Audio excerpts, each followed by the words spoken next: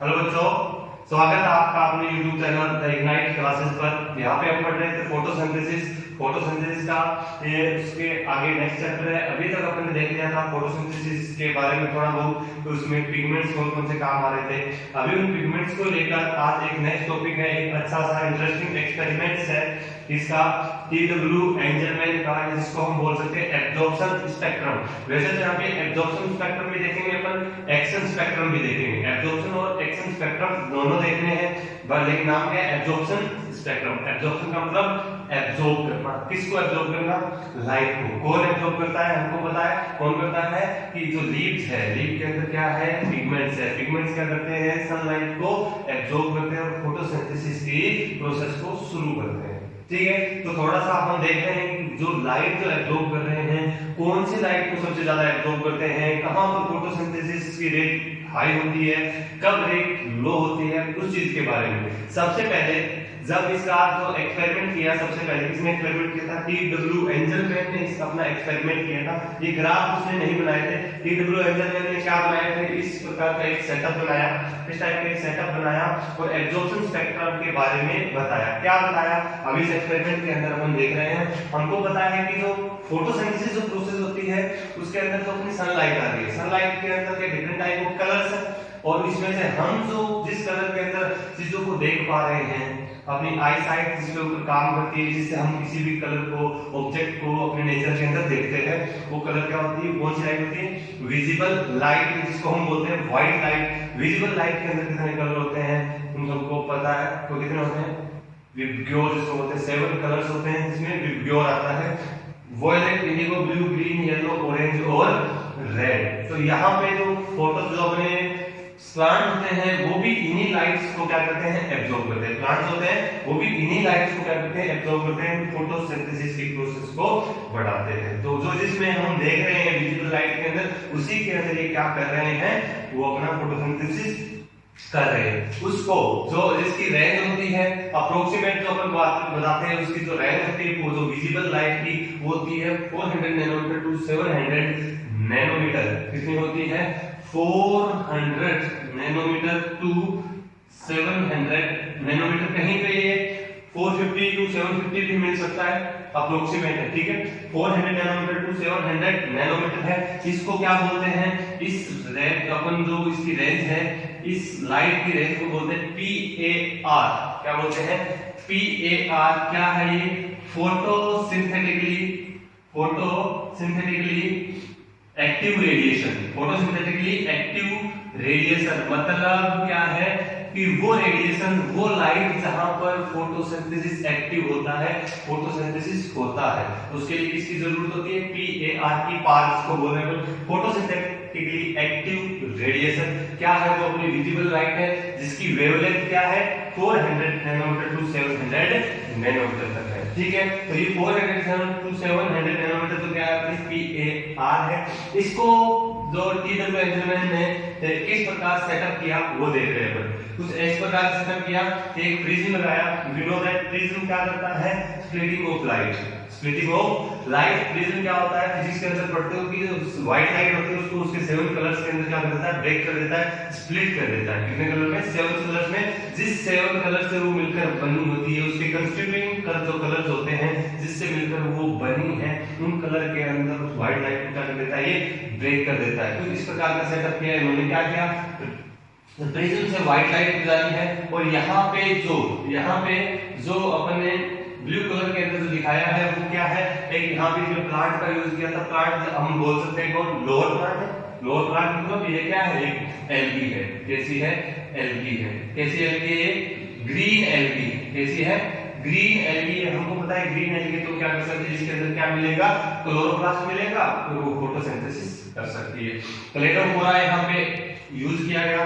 Cladophora algae बोल दो, Cladophora plant बोल दो, जिसका यहाँ पे इस एक्सपेरिमेंट के अंदर उन्होंने यूज किया। वो फोटोसिंथेसिस में जो लाइट यूज करते हैं, और फोटोसिंथेसिस की प्रोसेस किसके थ्रू होती है? इसके अंदर क्या पाया जाता है? क्लोरोप्लास्ट मिलता है। क्लोरोप्लास्ट के अंदर क्या होते हैं? पिगमेंट्स होते हैं। और यहाँ पे इस प्रकार का सेटअप किया, यहाँ पे 400 नैनोमीटर टू 700 नैनोमीटर का अपने सेटअप कर दिया है। अब यहाँ पे ये जो प्रेजेंट किए गए हैं, ये बताए गए हैं एरोबिक बैक्टीरिया। क्या है? Aerobic bacteria. कैसे एरोबिक बैक्टीरिया, क्या एरोबिक बैक्टीरिया? चलो इससे पहले मैं तुम लोगों को एक डेफिनेशन, दो नाम बता देता हूं कि क्या एरोबिक है। एरोबिक का मतलब क्या है? यहां पे शुरू करने से पहले दो नाम समझने हैं अपन को। एक नाम होता है एरोबिक, एक नाम होता है क्या? एरोबिक, एंड दूसरा एक क्या होता है? ऑक्सीजेनिक। एक होता है एरोबिक एंड सेकंड क्या होता है? ऑक्सीजेनिक। दोनों में डिफरेंस है, दोनों में डिफरेंस है। जो एरोबिक वर्ड यूज करते हैं, ध्यान रखना बहुत काम की चीज है। जो एरोबिक वर्ड जो यूज करते हैं हम, एरोबिक वर्ड यूज करते हैं अपन रेस्पिरेशन के लिए। किसके लिए यूज करते हैं? रेस्पिरेशन के लिए। मतलब organism which used oxygen during respiration, मतलब रेस्पिरेशन के दौरान अगर कोई ऑर्गेनिज्म ऑक्सीजन को यूज कर रहा है तो उसको बोलेंगे अपन एरोबिक। क्या बोलेंगे? एरोबिक। और ऑक्सीजन का मतलब है यहाँ पे, ऑक्सीजेनिक का मतलब है यहाँ पे फोटोसिंथेसिस से। मतलब वो ऑर्गेनिज्म जो O2 लिबरेट करते हैं, O2 लिबरेट करते हैं, O2 रिलीज करते हैं, उनको बोलते हैं ऑक्सीजेनिक। क्या बोलते हैं इनको? ऑक्सीजेनिक। जो ऑक्सीजन रिलीज करते हैं उनको ऑक्सीजेनिक। तो बैक्टीरिया में हमने थोड़ा बहुत पढ़ा था, जैसे में जो सल्फर बैक्टीरिया थे, पर्पल बैक्टीरिया थे, वो क्या यूज करते हैं? वो वाटर को यूज नहीं करते, मतलब ऑक्सीजन लिबरेट नहीं करते हैं। वो क्या लिबरेट करते हैं? वो क्या लिबरेट करते हैं यहाँ पे वो सल्फर लिबरेट करते हैं। सल्फर लिबरेट करते हैं तो वो ऑक्सीजेनिक नहीं है। ऑक्सीजन बैक्टीरिया नहीं है। ऑक्सीजन कौन होंगे?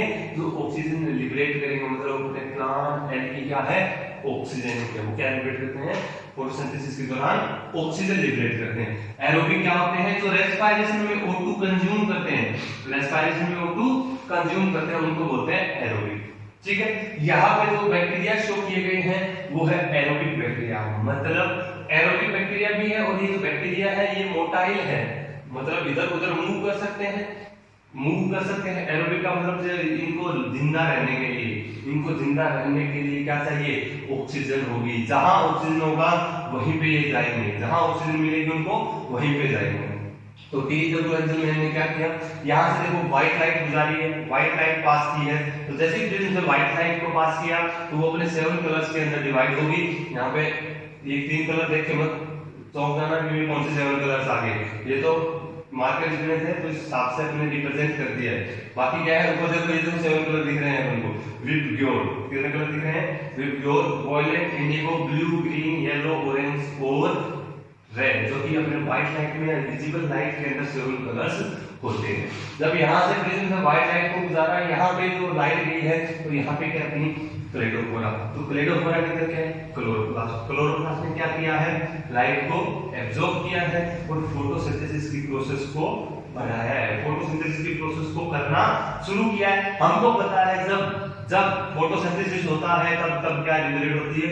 ऑक्सीजन लिबरेट होती है। ऑक्सीजन क्या होती है? लिबरेट होती है। तो इन्होंने जैसे जैसे फोटोसिंथेसिस किया है तो क्या रिलीज किया है? ऑक्सीजन रिलीज किए। तो जहां जहां ऑक्सीजन होगी वहां वहां बैक्टीरिया मिलेंगे। कौन से?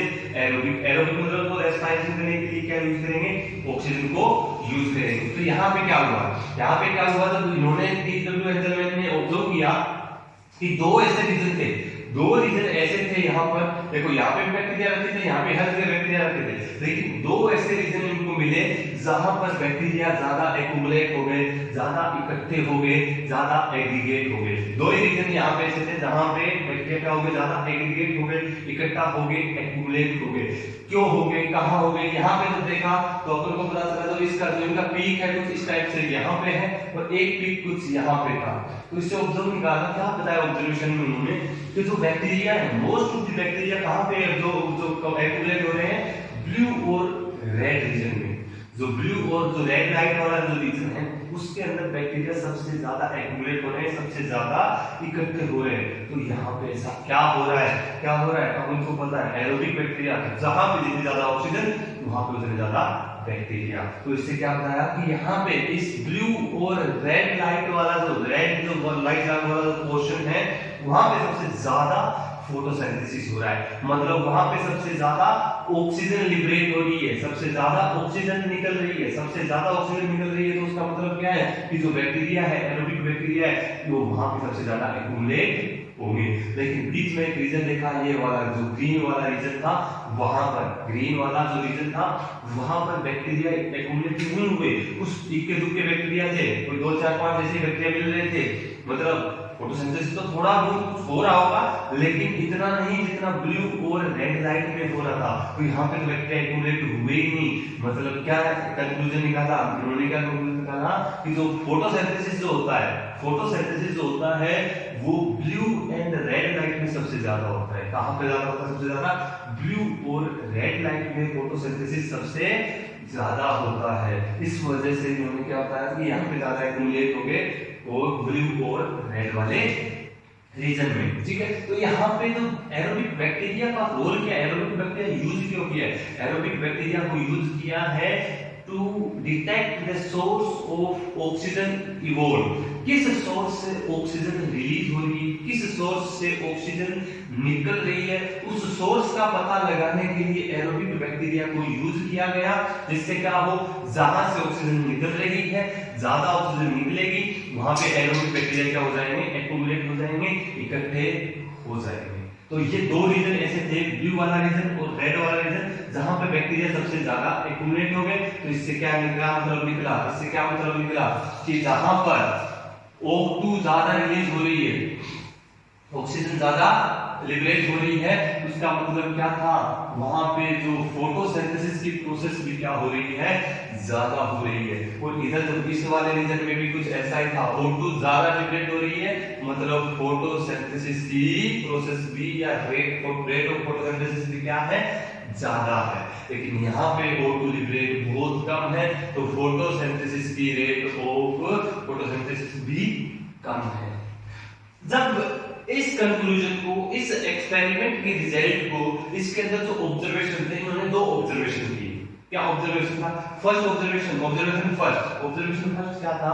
इन्होंने बताया कि बैक्टीरिया, जो बैक्टीरिया है वो एक्यूमुलेट होते हैं मेनली कहां पर?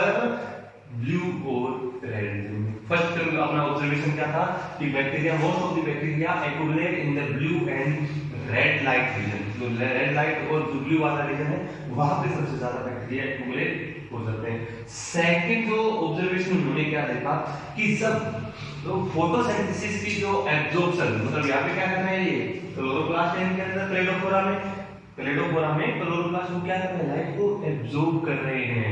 तो मतलब क्या हुआ कि यहाँ पे तो कुछ ऐसा है कि मतलब यहाँ पे लाइट सबसे ज्यादा एब्जॉर्ब हो रही है, यहाँ पे नहीं हो रही, कम हो रही, यहाँ पे ज्यादा हो रही, कुछ इस टाइप का कि ये लाइट यहाँ पे सबसे ज्यादा एब्जॉर्ब हुई, फिर कम फिर ज्यादा हुई। तो मतलब लाइट एब्जॉर्ब ज्यादा हुई।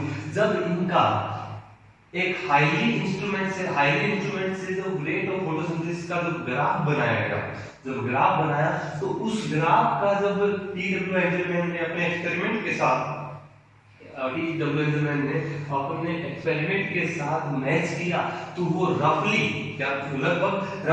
उसी के सिमिलर आ रहा था, उसके सिमिलर आ रहा था। मतलब वो ग्राफ बिल्कुल इस चीज को रिप्रेजेंट कर रहा था। मतलब जो ग्राफ बनाया था वो उसने प्रूव कर दिया था कि हाँ ऐसा हो रहा है।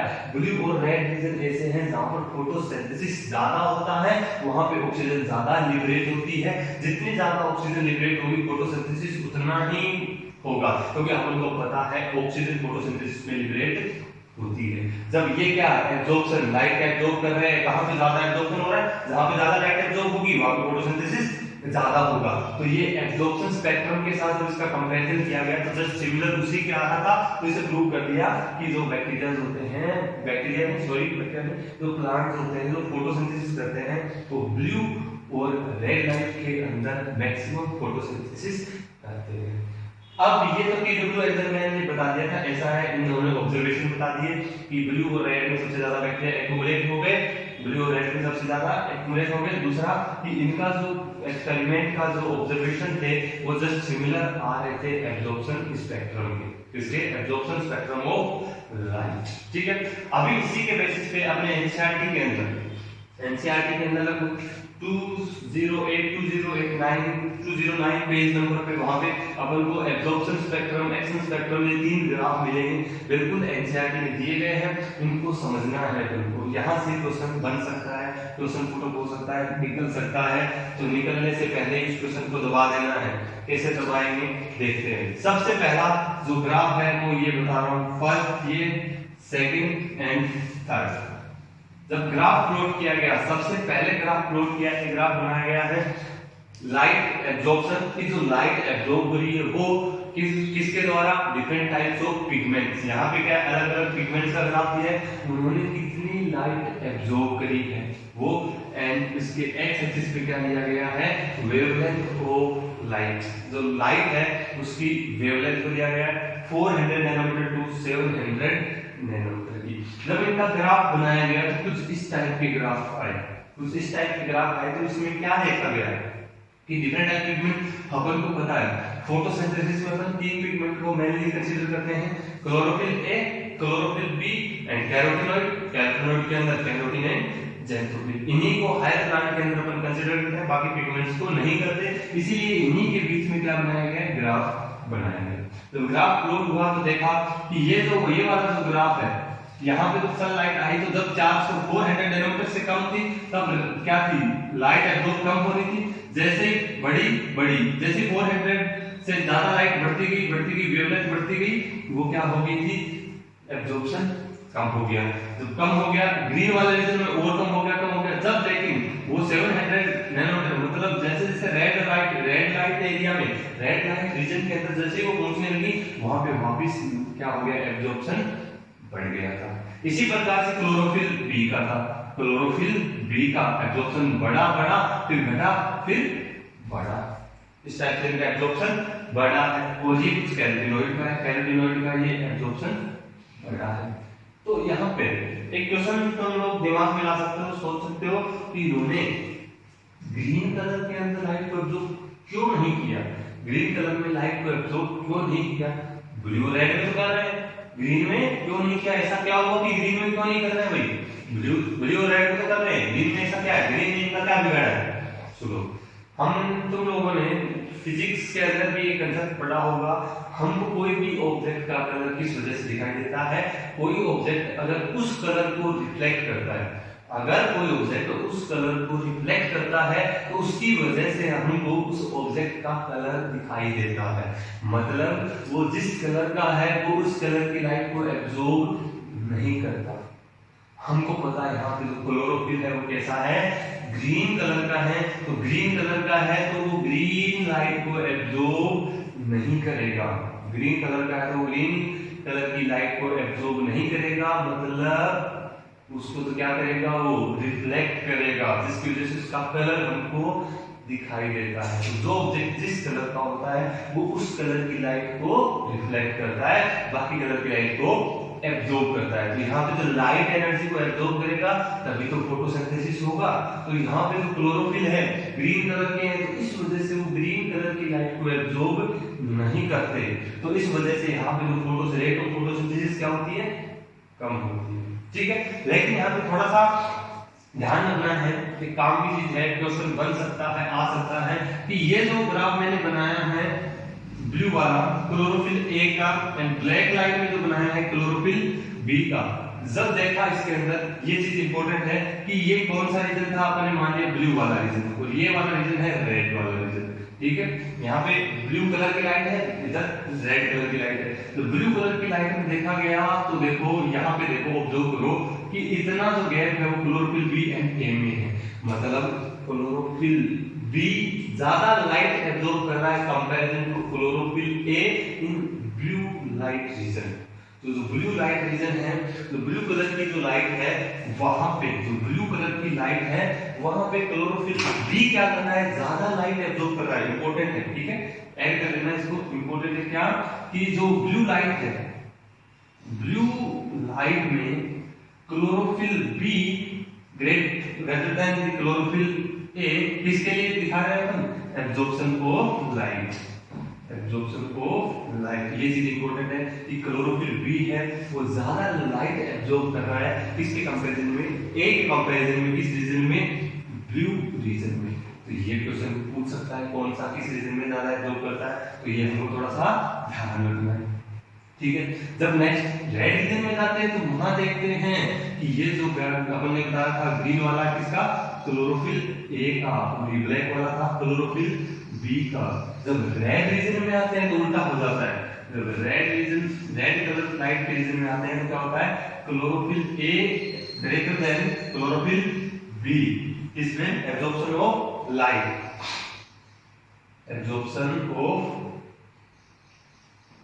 लाइट। तो मतलब जो रेड रीजन है वो वहां पे क्लोरोफिल ए क्लोरोफिल बी के कंपैरिजन में ज्यादा लाइट एब्जॉर्ब करता है, ठीक है। तो मतलब यहाँ पे क्लोरोफिल बी ज्यादा एक्टिव रहता है, यहाँ पे क्लोरोफिल ए ज्यादा एक्टिव रहता है। तो ये था इनका एब्जॉर्प्शन स्पेक्ट्रम, जो कि वेवलेंथ और अपने absorption of light by chloroplast pigment, जो क्लोरोप्लास्ट के डिफरेंट पिगमेंट से वो लाइट को एब्जॉर्ब कर रहे हैं उसके बेसिस पे। कैरोटीनॉइड में वेरिएशन आ रहे हैं, ब्लू कलर में थोड़ा सा कम, इधर बढ़ा फिर घटा, वेरिएशन आ रहे हैं, ठीक है। क्योंकि ये तो क्या है, कैरोटीनॉइड और अपने क्लोरोफिल की क्या होते हैं, एक्सेसरी पिगमेंट्स होते हैं। ग्राफ तो लोगों को ध्यान में रखना है। सेकंड ग्राफ देखो, जैसे जैसे सेकंड वाला ग्राफ है वो है एक्शन स्पेक्ट्रम।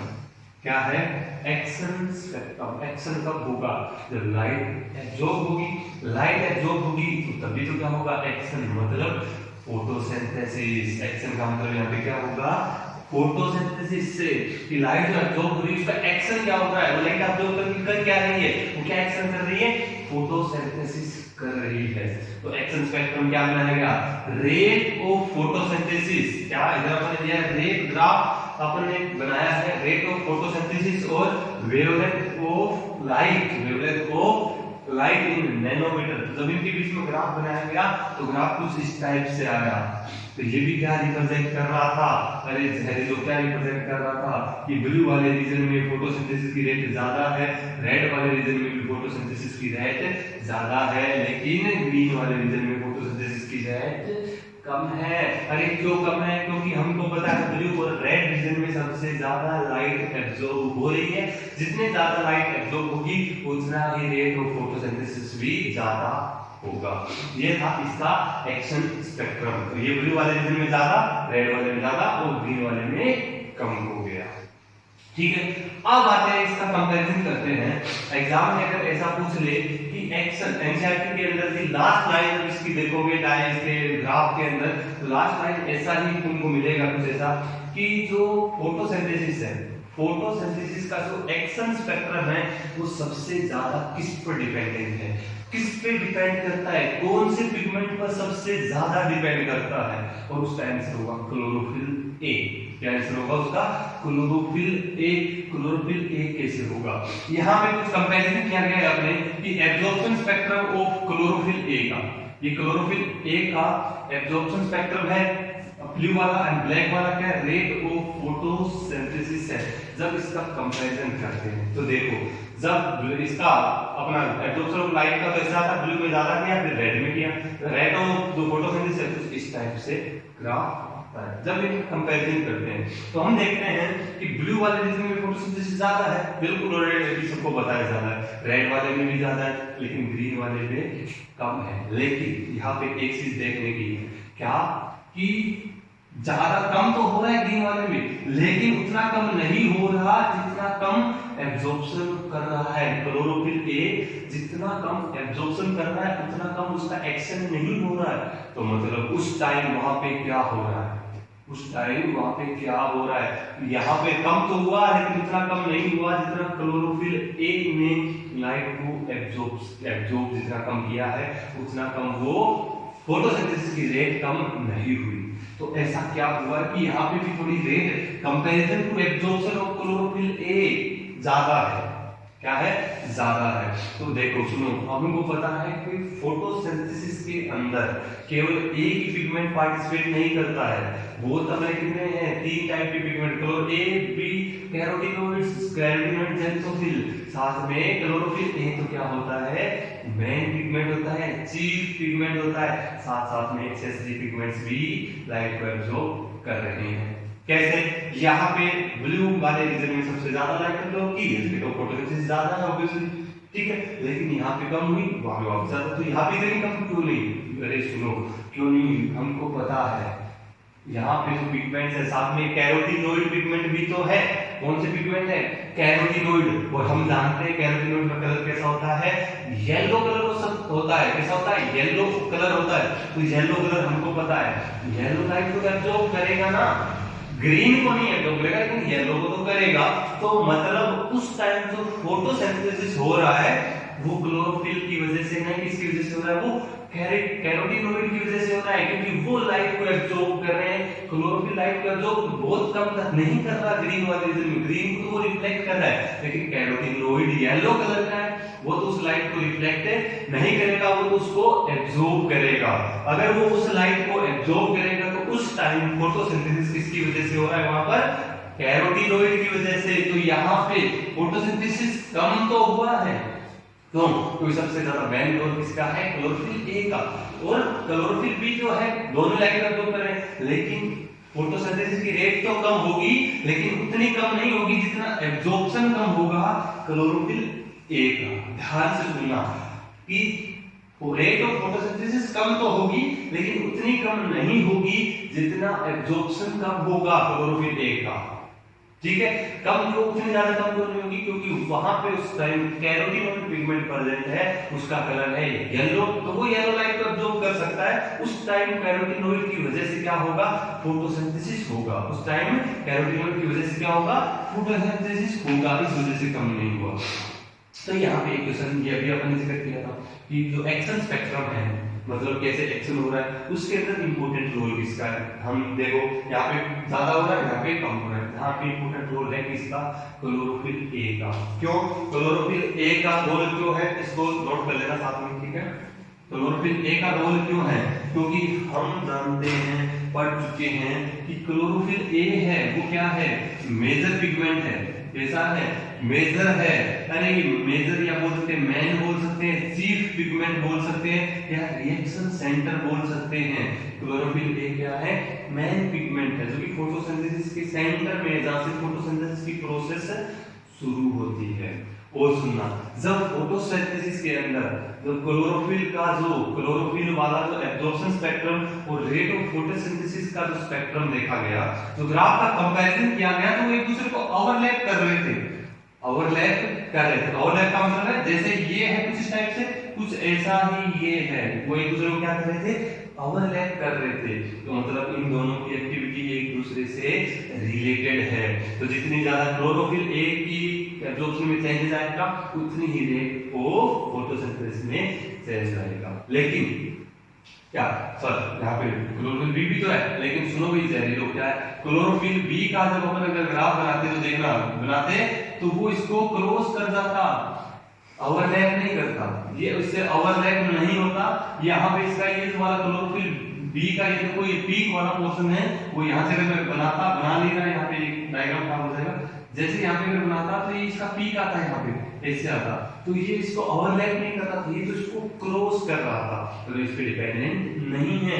तो अपना जो रेट ऑफ फोटोसिंथेसिस का जो ग्राफ है वो इसको क्लोरोफिल ए की एब्जॉर्प्शन को क्या कर रहा है? ओवरलैप कर रहा है, उस पे डिपेंडेंट है। लेकिन कंप्लीटली डिपेंडेंट है क्या? 1 to 1 ओवरलैपिंग है? नहीं है, 1 to 1 ओवरलैपिंग नहीं है। 1 to 1 ओवरलैपिंग कब होती? अरे मैं बना रहा हूं 1 to 1 ओवरलैपिंग कब होती? कुछ इस टाइप से 1 to 1 ओवरलैपिंग कितनी कैसे होती? ये होती कि मतलब जितना फोटोसिंथेसिस क्लोरोफिल ए जितनी एब्जॉर्ब कर रहा है उतनी ही रेट हो जाएगी। कर रहा है ओवरलैपिंग, लेकिन उतनी नहीं कर रहा है। यहाँ पे भी क्या हो रहा है? फोटोसिंथेसिस तो हो रहा है, एब्जॉर्प्शन क्लोरोफिल ए एब्जॉर्प्शन नहीं कर रहा। तो उस टाइम एब्जॉर्प्शन कौन कर रहा है? जहरीलो कौन कर रहा है? उस टाइम कैरोटीनॉइड की वजह से फोटोसिंथेसिस हो रहा है। तो केवल सुनना, क्लोरोफिल ए मेजर और मेन, मतलब जो एक्टिव स्पेक्ट्रम है अपना, एक्शन स्पेक्ट्रम है, एक्शन स्पेक्ट्रम है डिपेंड्स ऑन क्लोरोफिल ए। ठीक है, क्लोरोफिल ए पे डिपेंड करता है, but not only chlorophyll A, ये ध्यान रखना, but not only chlorophyll A, मतलब केवल और केवल क्लोरोफिल ए पे नहीं करता। क्यों? क्योंकि एसेसरी पिगमेंट्स भी है, उनका भी फोटोसिंथेसिस के अंदर हमने इंपॉर्टेंट रोल देखा है कि उनके बिना फोटोसिंथेसिस पॉसिबल नहीं है। यहाँ पे भी वो फोटोसिंथेसिस अपना एक्टिव पार्टिसिपेशन कर रहे हैं, वो पिगमेंट्स, कैरोटीनॉइड्स। उस टाइम जब क्लोरोफिल लाइट एब्जॉर्ब नहीं कर पा रहा था, उस टाइम यहाँ पे मसीहा कौन बना हुआ हुआ है कैरोटीनॉइड। पिछली क्लास में जो हमने लिखा था कैरोटीनॉइड क्या कर रहा था, तो नेसेंट ऑक्सीजन को मॉलिक्यूलर ऑक्सीजन के अंदर कन्वर्ट कर रहा था, यहाँ पे भी कर रहा था। तो इसी प्रकार का जब T2 एंजेलमैन पे वापस आता है अपन घूम के, तो यहाँ पे देखा कुछ 1 2 4 5 7 बैक्टीरिया दिख रहे हैं इनको, छोटे मोटे एक दो घूमते हुए इधर उधर, मतलब फोटोसिंथेसिस कुछ ना कुछ तो वहां पर भी हो रहा था। किसकी वजह से हो रहा था, कैरोटीनॉइड्स की वजह से हो रहा था। तो ये हो गया अपना एब्जॉर्प्शन एक्शन स्पेक्ट्रम। ये तीनों की तीनों ग्राफ बिल्कुल इंपॉर्टेंट है, एग्जाम में आते हैं, क्वेश्चन पूछे जाते हैं, तो ध्यान रखना है। अभी तक आपने क्या देख लिया है कि पिगमेंट्स किस प्रकार अपना काम कर रहे हैं, कौन सा पिगमेंट कैसे लाइट एब्जॉर्ब कर रहा है, कैसे कर रहा है, सनलाइट आई रही है, पिगमेंट्स के बारे में हमने पढ़ लिया। कार्बन डाइऑक्साइड कहां से एनवायरनमेंट से एब्जॉर्ब कर रहा है, किसके थ्रू, डिफ्यूजन प्रोसेस के थ्रू। लीफ में क्या होते हैं, स्टोमेटा होते हैं। इसको बारे में कैसे जा रही है, कैसे जो ऑक्सीजन बन रही है वो लिबरेट हो रही है, कैसे स्टोमेटा से निकल रही है, इसके लिए अपने पास अलग से एक कंप्लीट चैप्टर है, उसके अंदर पढ़ेंगे। बाकी अभी डायरेक्ट याद रखना है कार्बन डाइऑक्साइड एनवायरनमेंट से आ रही है। और तीन हो गए, एक फोर्थ का ऊपर क्या रह गया, वाटर।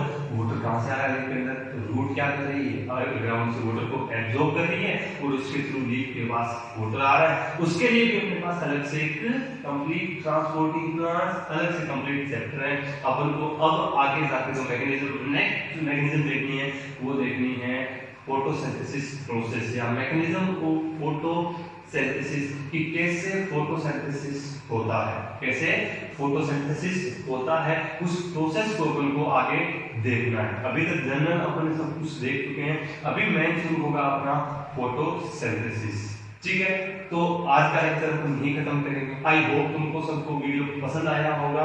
अगर पसंद आया तो कमेंट करें, बताएं कैसा लगा। और नीट पर्पज से बहुत ज्यादा इंपॉर्टेंट है कि बोर्ड के हिसाब से नहीं है, बिल्कुल भी नीट के हिसाब से है, बिल्कुल पूरा डिटेल में है। पढ़ना, एंजॉय करना। धन्यवाद।